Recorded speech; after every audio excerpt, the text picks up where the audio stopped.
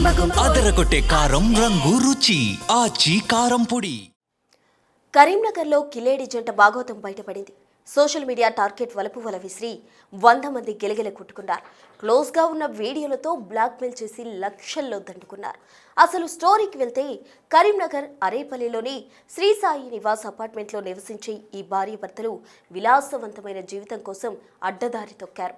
ఇన్స్టాగ్రామ్లో అందమైన ఫోటోలు పోస్ట్ చేస్తూ శారీరక సుఖం ఇస్తామంటూ యువకులను బడా వ్యాపారులను తమ నివాసానికి పిలిపించేవారు. బాధితులు తన భార్యతో ఏకాంతంగా ఉన్న సమయంలో భర్త రహస్యంగా ఫోటోలు వీడియోలు తీసేవాడు. అనంతరం ఆ వీడియోలు సోషల్ మీడియాలో అప్లోడ్ చేస్తామని బెదిరిస్తూ లక్షలాది రూపాయలు దండుకునేవారు. వీరివల్లో చిక్కురుని దాదాపు 100 మంది బాధితులు పరువు పోతుందన్న భయంతో మౌనంగా ఉండిపోయారు. సోషల్ మీడియాలో వలవేసి భార్య ఇంటికి పిలిస్తే తర్వాత వారిని భార్యాభర్తలిద్దరూ కలిసి బ్లాక్మెయిల్ చేసి డబ్బులు దండుకునే దందా నడిపించేవారు. అయితే ఇటీవల ఓ వ్యాపారి ఫిర్యాదుతో వీరి బండారం బయటపడింది. మంచిర్యాల జిల్లా లక్షటిపేట మండలం వెంకట్రావుపేటకు చెందిన ఈయన కరీంనగర్లో మార్బుల్ వ్యాపారం చేసేవాడు.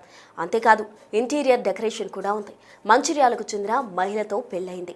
ఇటీవల వ్యాపారంలో నష్టాలు రావడంతో రుణంతో కొన్న ఫ్లాట్కు ఈఎంఐలు కట్టడం ఇబ్బందిగా మారింది. దాంతో ఆలుమొగలు సోషల్ మీడియాలో మగవాళ్లకు అట్రాక్ట్ చేసేలా పోస్టులు పెట్టడం ప్రారంభించారు. కొందరు వ్యాపారులు యువకులు వారి వలలో పడ్డారు. ఆమె వారిని తన అపార్ట్మెంట్కు పిలిచి క్లోజ్గా మూవ్ అయ్యేది. ఈ టైంలోనే ఆమె భర్త రహస్యంగా వీడియోలు తీసేవాడు. తర్వాత బాధితులకు ఫోన్ చేసి వీడియోలు అందరికీ చూపిస్తామంటూ బ్లాక్మెయిల్ చేస్తూ డబ్బులు దండుకునేవారు. ఇలా 3 ఏళ్లలో సుమారు 100 మందికి పైగా పురుషులను బెదిరించి డబ్బులు వసూలు చేశారు. కరీంనగర్కు చెందిన ఓ లారీ వ్యాపారి మహిళతో క్లోజ్గా మూవ్ అయ్యడం, అతడు వీడియోలు సైతం భర్త రహస్యంగా చిత్రీకరించి బెదిరించగా ఆ వ్యాపారి 13 లక్షల రూపాయలు ఇచ్చాడు. అయినా మరో 5 లక్షల రూపాయలు కావాలంటూ డిమాండ్ చేశారు. ఇవ్వకపోతే వీడియోలు సామాజిక మాధ్యమాల్లో పెడతామంటూ చంపుతామంటూ బ్లాక్మెయిల్ చేశారు. చివరికి కుటుంబ సభ్యుల సహకారంతో బాధితులు పోలీసులకు ఫిర్యాదు చేయగా ఆ దంపతులను అదుపులోకి తీసుకున్నారు. ఇద్దరిపై కేసు నమోదు చేసి జైలుకు పంపించారు. సోషల్ మీడియాలో ఇలాంటి కేటుగాళ్ల పట్ల అప్రమత్తంగా ఉండాలని పోలీసులు సూచించారు.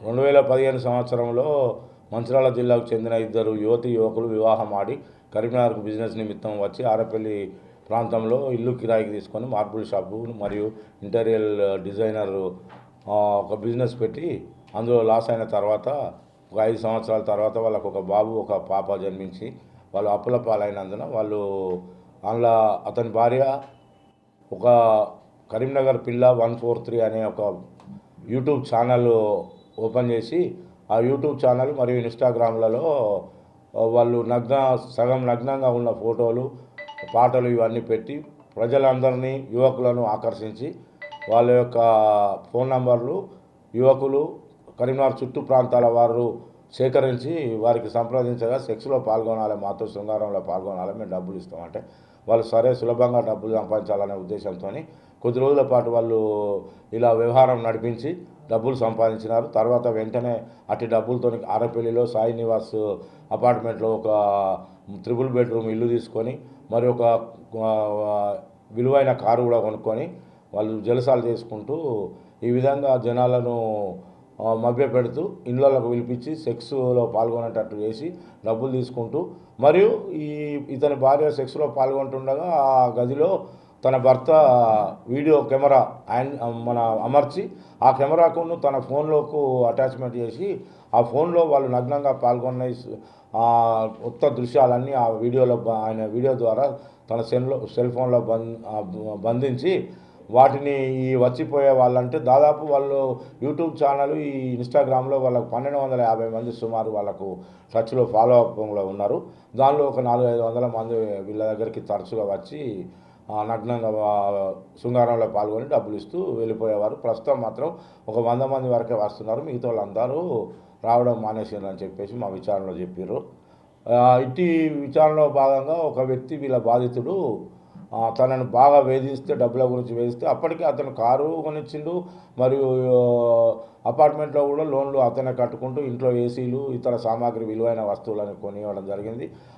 ఆయనను ఫోటోలు వీడియోలు మీ బంధువులకు చూపిస్తాం, మీ ఇంట్లో చూపిస్తామని చెప్పి ఆయనను బెదిరిస్తూ 5 లక్షల రూపాయలు డిమాండ్ చేస్తే అతను మొన్న సిరిపురం కాలనీ వద్ద 1 లక్ష రూపాయలు ఇచ్చి మిగతా 4 లక్షలు ఒక 2 రోజుల తర్వాత ఇస్తా అని చెప్పి వాళ్ళు వేడుకున్న తర్వాత కూడా వాళ్ళు వినకుండా నేను ఎలాగైనా చంపేస్తామని బెదిరించి వెళ్ళిపోయారు.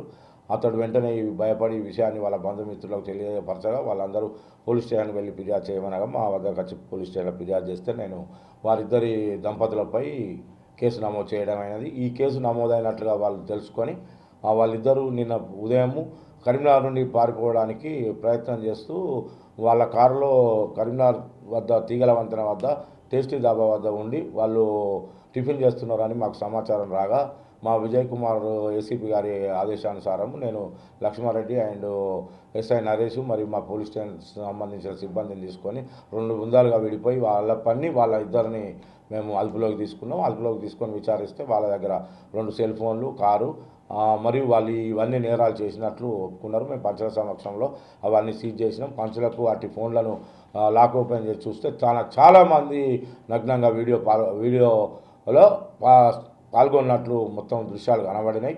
వెంటనే వాళ్ళను అదుపులోకి తీసుకొని పోలీస్ స్టేషన్ తీసుకొచ్చి మేము కస్టడీలో కొంతసేపు విచారిస్తే వాళ్ళు సరైన సమాధానాలు చెప్పలేదు. అప్పటికే టైం అయిపోవడం వల్ల వెంటనే వారిని ఆసుపత్రిలో మనం హాజరుపరిచి ఆసుపత్రి నుంచి సర్టిఫికేట్ తీసుకొని పోయి కోర్టులో హాజరుపరచగా మేజిస్ట్రేట్ గారు 14 రోజుల పాటు రిమాండ్ తరలించిండు. వారిని తీసుకొని పోయి నిన్న సాయంత్రం సమయంలో జైల్లో అప్పచెప్పి రావడం జరిగింది. మేము తదుపరి విచారణ నిమిత్తం కూడా పై అధికారుల ఆదేశానుసారము ఈ యొక్క పండుగ సెలవులు ఉన్నందున కోర్టు హాలిడేస్లు కాబట్టి తర్వాత వాళ్ళను ఒక రోజు కస్టడీ నిమిత్తం తీసుకొని మిగతా వ్యవహారం కరీంనగర్లో అసలు ఏం జరిగింది హనీ ట్రాప్ గురించి ఇది సంచలనం జరుగుతున్న వేళ దానిలో కూడా మేము కొంత ఇన్ఫర్మేషన్ సమాచారాన్ని సేకరిస్తాం. మీకు కూడా తర్వాత ఆ సమాచారం మేము తెలియపరచడం జరుగుతున్నది. ముఖ్యంగా ప్రజలకు తెలియజేయడం ఏమనగా గతంలో కూడా కరీంనగర్ చుట్టు ప్రాంతాల్లో హనీ ట్రాప్ అనే పేరుతో మగవాళ్ళే ఆడవాళ్ళ లెక్క మాట్లాడి పిలిపించుకొని వాళ్ళని నగ్నంగా ఫోటోలు తీసి వాళ్ళని కూడా బెదిరించి డబ్బులు వసూలు చేసిన విషయాలు మీ ద్వారా మేము ప్రజలకు చూపించడం జరిగింది. వాళ్ళని అరెస్ట్ చేసి జైలుకు పంపడం జరిగింది. ఇక నుండి కరీంనగర్ చుట్టు ప్రాంతాల ప్రజలను మా పోలీస్ పక్షాన కోరేది ఏమంటే మీరందరూ ఈ యొక్క హనీ ట్రాప్ అనే విషయంలో ఎవరు కానీ ఫేస్బుక్లో కానీ ఇన్స్టాగ్రామ్లో కానీ వాట్సాప్లో కానీ నగ్నంగా ఫోటోలను పంపించి వారు బలపాన్ని మిమ్మల్ని ఆకర్షించుటకు చాలామంది ప్రయత్నం చేయటకు ఎగబడ్డారు. కాబట్టి ప్రజలు యువకులు అందరూ జాగ్రత్తగా ఉండాలి. ఫేస్బుక్లు ఇన్స్టాగ్రాముల్లో ఎవరు కూడా ఫాలో అప్ కావద్దు. వారి మాటలను నమ్మకూడదు. వారి మాటలు నమ్మి మీరు అనవసరమైన కేసులలో ఇరికి జైలు పాలై మీ జీవితాలు నాశనం చేసుకోవద్దని చెప్పేసి మేము ప్రజలందరినీ మా పోలీస్ పక్షాన కోరడం జరుగుతున్నది. మరియు ప్రజలు ఇతర మానభంగాలకు కలిగే విధంగా ఇటువంటి నగ్న వీడియోలను ఫేస్బుక్లో కానీ వాట్సాప్లో కానీ ఇన్స్టాగ్రామ్లో కానీ ప్రచురించినట్లయితే చట్ట ప్రకారం మేము వారిపై కేసులు నమోదు చేస్తాం. అవసరమైతే రౌడీ షీట్స్ కూడా ఓపెన్ చేయడానికి సిద్ధంగా ఉన్నామని చెప్పేసి వాళ్ళందరికీ కూడా ఇటువంటి చేయకూడదు. చేసినట్లయితే తీవ్ర పరిణామాలు ఎదుర్కోవాల్సి వస్తుంది. ఎంతటి వారైనా వదిలిపెట్టే సమస్య లేదని చెప్పేసి కూడా మీ మీడియా ద్వారా మేము ప్రజలందరికీ మరియు ఇటువంటి హనీ ట్రాప్ చేసే నేరగాళ్ళందరికీ హెచ్చరించడం జరుగుతున్నది.